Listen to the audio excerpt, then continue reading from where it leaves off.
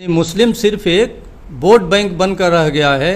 क्षेत्रीय दलों ने भी मुस्लिम का कितना सशक्तिकरण कर दिया। तो मुस्लिम तो हिंदू मुस्लिम विमर्श में एक वोट बैंक बन करके कांग्रेस का और विपक्षी दल का रह गया है। क्या कांग्रेस में इतने समय से स्वतंत्रता के बाद से कोई मुस्लिम उनका राष्ट्रीय अध्यक्ष हो पाया? एक दो छोड़ करके इनके कोई मुख्यमंत्री तक नहीं हुए। कि मुस्लिम वोट बैंक जो है पूरे विपक्ष का कॉमन वोट है। तो आपको क्या लगता है विपक्ष जो है सेकुलरिज्म की बात करता है, बहुत सारी चीज़ों की बात करता है, क्या वो मुस्लिम मतदाता जो है जिसमें पिछड़े मुस्लिम भी हैं, अगड़े मुस्लिम भी हैं, उनके साथ न्याय कर पाया है?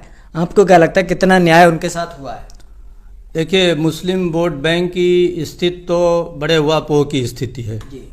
अब जैसे 24 में मैंने अभी विस्तार से बताया कि वो बड़े हुआपोह में है कि कांग्रेस के साथ जाए कि क्षेत्रीय दल के साथ जाए, और क्षेत्रीय दल और कांग्रेस दोनों के मतलब मेजर वोट बैंक मुस्लिम वोट बैंक है। तो मुस्लिम अगर क्षेत्रीय दल के साथ गया तो क्षेत्रीय दल कांग्रेस सीमांत पर आ जाएगी, और कांग्रेस साथ गया तो क्षेत्रीय दल सीमांत पर आ जाएंगे। और मुस्लिम सिर्फ एक वोट बैंक बनकर रह गया है। यानी मुस्लिम सिर्फ एक वोट बैंक बनकर रह गया है। आप देखिए कि जैसे उत्तर प्रदेश में या बिहार में भाई मुस्लिम शिक्षा के लिए, मुस्लिम के रोजगार के लिए कितना काम हुआ। चंद जो नेता उनके होंगे उनका सशक्तिकरण हो गया, उन लोगों ने अपना धन संपत्ति बना ली, उन्होंने अपना समाज में स्थिति बना ली। लेकिन आज भी देखिए मुस्लिम समाज में, भाई देखिए ये भारतीय समाज कोई टुकड़ों टुकड़ों में बटा समाज नहीं है।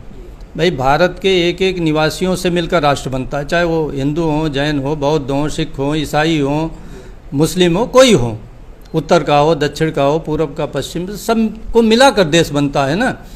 तो अगर एक एक आदमी शिक्षित होगा, एक एक आदमी स्वस्थ होगा, एक एक आदमी सुसंस्कृत होगा, एक एक आदमी भाईचारा से मिलकर रहने का शऊर, तमीज़, संस्कार सीख लेगा, एक एक आदमी प्रत्येक के पास रोजगार होगा, तो जब होगा तभी तो सशक्तिकरण होगा ना। तो उस सशक्तिकरण में क्षेत्रीय दलों ने भी मुस्लिम का कितना सशक्तिकरण कर दिया। तो मुस्लिम तो हिंदू मुस्लिम विमर्श में एक वोट बैंक बन करके कांग्रेस का और विपक्षी दल का रह गया है।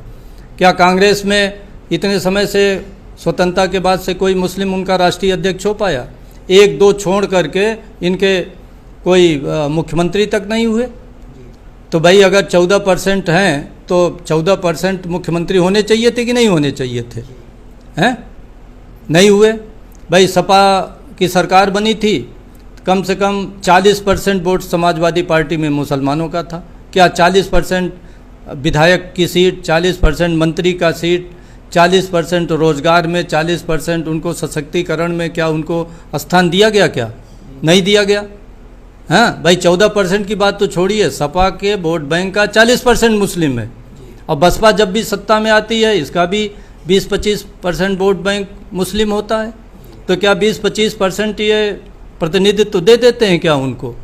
हैं? तो मुस्लिम तो हिंदू मुस्लिम विमर्श में वो बेघर का वोटर हो गया। हाँ, और वो सिर्फ एक वोटर बनकर रह गया है। और हम लोग ये चाहते हैं, जैसे हम लोगों का जो राजनीतिक सोच है सम्यक पार्टी की ओर से, कि कोई वोट बैंक न बने। सभी इस देश के भाग्य विधाता हैं, समय समय पर इस देश को नेतृत्व दें। मुस्लिम भी प्रधानमंत्री क्यों नहीं होना चाहिए? भाई मुख्यमंत्री होना चाहिए, बदल जाए, आदिवासी हो, कभी सवर्ण हिंदू हो, कभी पिछड़े वर्ग के लोग हों, कभी दलित समाज का हो, कभी दक्षिण का हो, उत्तर का हो, पूर्व का, पश्चिम। तब देश की एकता बनेगी ना, तब एक स्वस्थ सुंदर देश बनेगा ना। और जब लोग बदलते रहेंगे तो एक व्यापक, देखिए लीडरशिप अगर एक आदमी के हाथ में होगा, खतरा कहाँ है? एक आदमी के हाथ में लीडरशिप होगा तो कोई सामूहिक चिंतन विकसित नहीं हो पाएगा। और जहाँ जहाँ एक लीडर है, जो भी पार्टियाँ हैं, व्यक्तिवादी परिवारवादी पार्टियाँ, वो जब सत्ता में आती हैं तो किसी की औकात है कि मुख्यमंत्री को कोई काम करने से रोक दे? क्यों? समाजवादी पार्टी आई तो 90% जो महत्वपूर्ण विभाग थे वो किसके पास थे? या तो अखिलेश जी के पास थे या शिवपाल के पास थे, और 10% में बाकी उत्तर प्रदेश की जनता थी कि नहीं थी? जो चाहते थे सो करते थे। ऐसे बहन जी का है, ऐसे आरजेडी का, ऐसे जो भी लोग हैं, ऐसे डीएमके का हाल है, ऐसे एनसीपी का हाल है, सभी लोगों का यही हाल है। तो एक व्यक्ति के नेतृत्व में हरदम तानाशाही पनपता है, गैर लोकतांत्रिक राजनीति पनपती है और समाज भी टूटता है। तो हम लोग इसीलिए चाहते हैं कि मुस्लिम भी वोट बैंक न बने इस देश का। मुस्लिम इस देश का एक बड़ा महत्वपूर्ण अंग है, हैं भाई। तमाम जो सेगमेंट ऑफ इंडियन सोसाइटी है, उन सब के सशक्तिकरण के लिए इस देश के मुख्य धारा में उनको लाने के लिए, राजनीति की मुख्य धारा में लाने, सबको नेतृत्व का अवसर दिया जाना चाहिए। लेकिन इनको नेतृत्व का अवसर नहीं है।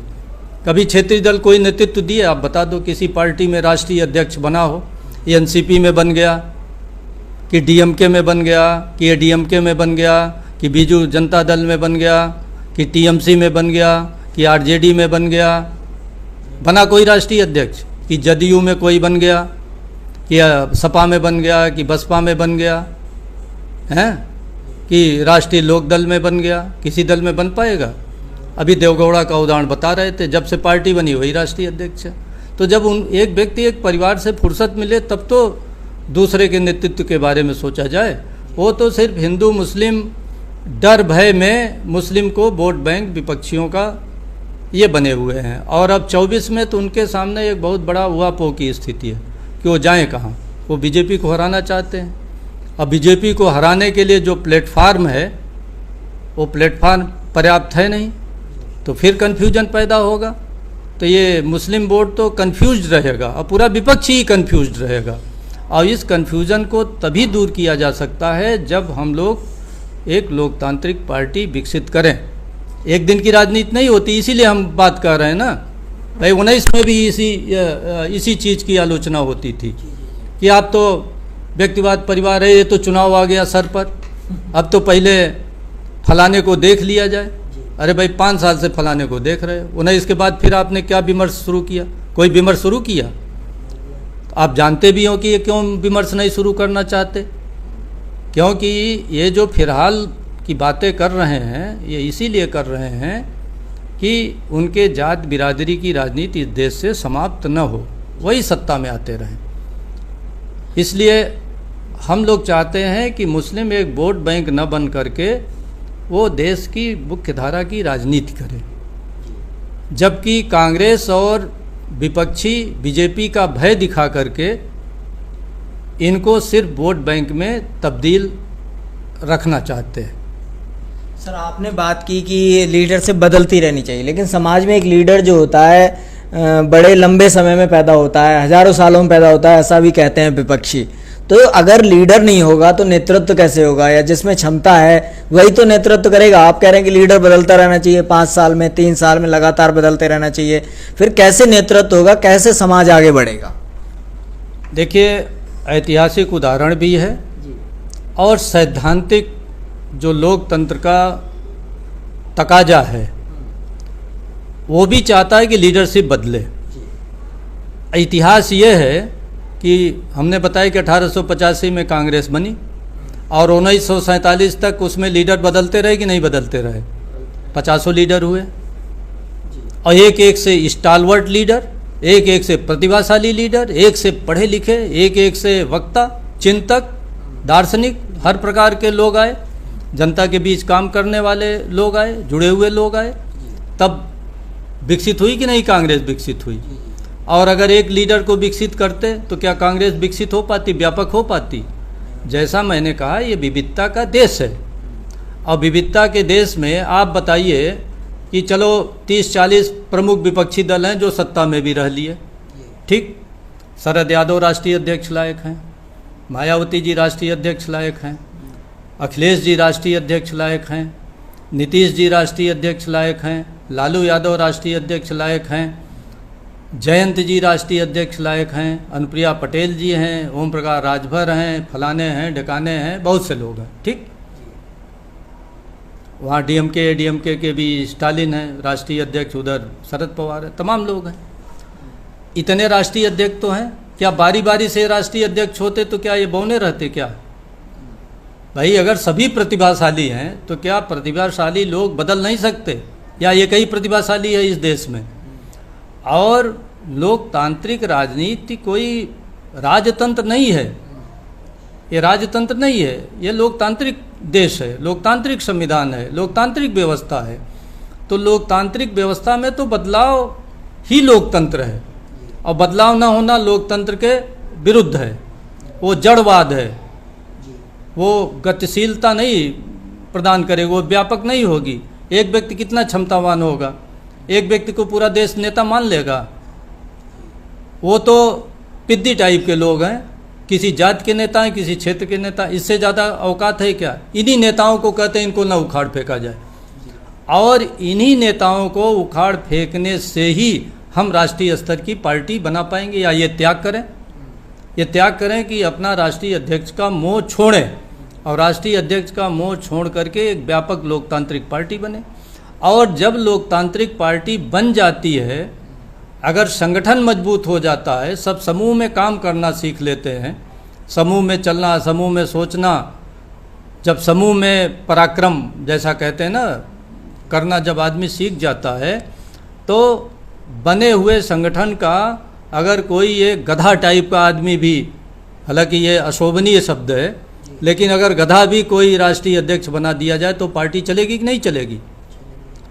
बने हुए संगठन में अगर, लेकिन वो 3 ही साल तो आएगा, 3 साल आदमी, लेकिन वो किसी न किसी क्षेत्र का प्रतिनिधित्व करेगा, किसी न किसी जाति का प्रतिनिधित्व करेगा, किसी न किसी सेगमेंट का प्रतिनिधित्व करेगा। तो भाई एक तरफ तो होता है कि जो पीछे छूटे हुए लोग हैं, कमज़ोर वर्ग के लोग हैं, उनको विशेष अवसर देकर आगे लाइए। सामाजिक न्याय का मूल क्या है? यही तो है कि विशेष अवसर दे करके पीछे छूटे हुए लोगों को आगे लाइए। तो भाई राजनीति में क्यों आगे नहीं लाइए? भाई राजनीति तो फाउंडेशन है ना। भाई भारत के संविधान के प्रस्तावना में 3 न्याय की बात कही गई, सामाजिक न्याय, आर्थिक न्याय और राजनीतिक न्याय। तो राजनीतिक न्याय तो तभी होगा ना जब सभी लोगों को भागीदारी का अवसर मिले, नेतृत्व का अवसर मिले। सिर्फ भागीदारी से लोकतंत्र नहीं स्थापित होता, क्योंकि ज़्यादातर जातियों के नेता यही कहते हैं ना, एक नमूना रखे हुए हैं कि देखो भाई ये मौर्यों का नेता है, मेरे पास ये लोधी का नेता है, एक ठाकुर नेता है, एक ब्राह्मण नेता है। हो तो गए भाई, हम कहाँ जातिवाद कर रहे हैं? इससे नहीं होगा। ये तो एक बढ़ैती है, एक प्रतिनिधित्व और भागीदारी देने की बढ़ैती है। और अगर आदमी राष्ट्रीय अध्यक्ष का पद छोड़कर विभिन्न जातियों के लोग, विभिन्न क्षेत्रों के लोग, विभिन्न वर्गों के लोग राष्ट्रीय अध्यक्ष बने तो भागीदारी तो अपने आप हो जाएगी ना।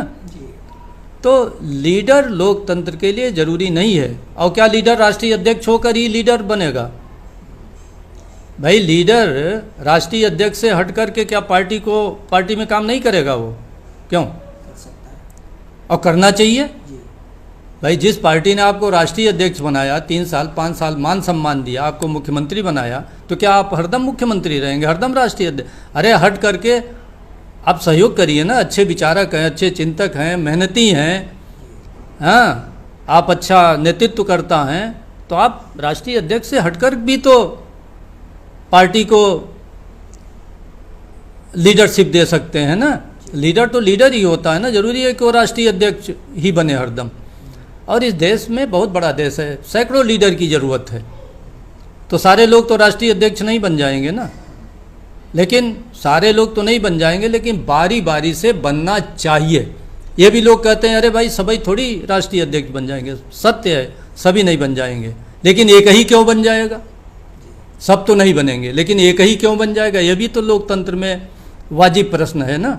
बारी बारी से बनिए, थोड़े समय रहिए फिर हटिए। लोकतंत्र का यही तकाजा है, सबको आने दीजिए, यही लोकतंत्र है। और नहीं आने देंगे तो आपके विरुद्ध विद्रोह होगा, पार्टियां बनेंगी, और एकजुटता कैसे आएगी भाई? टुकड़ों टुकड़ों में राजनीति करेंगे लोग।